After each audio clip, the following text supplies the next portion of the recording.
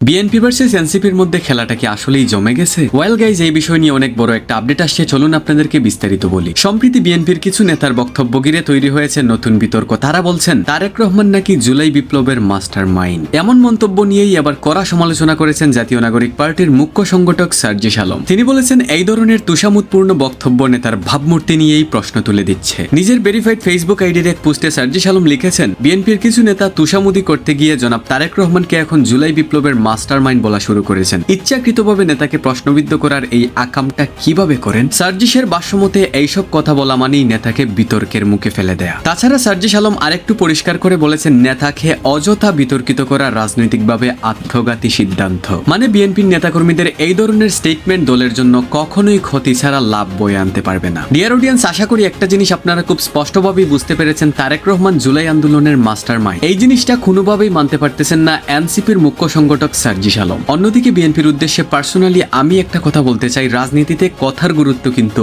অনেক। একটা কথায় যেমন নেতাকে জনপ্রিয় করা যায়, আবার একটা কথায় নেতাকে বিতর্কিত করা অসম্ভব। তাই এমন কোনো কথাবার্তা অথবা স্টেটমেন্ট দিবেন না যেটা আপনার দলের জন্য সুফল বয়ে আনতে ব্যর্থ। সো ডিয়ার অডিয়েন্স, এই বিষয় নিয়ে আপনার কি মতামত? আপনি কি কোনোভাবেই তারেক রহমানকে জুলাই আন্দোলনের মাস্টার মাইন্ড হিসেবে মানবেন নাকি না? আপনার মতামত অবশ্যই কমেন্ট করে জানাবেন। And please guys, subscribe to our channel.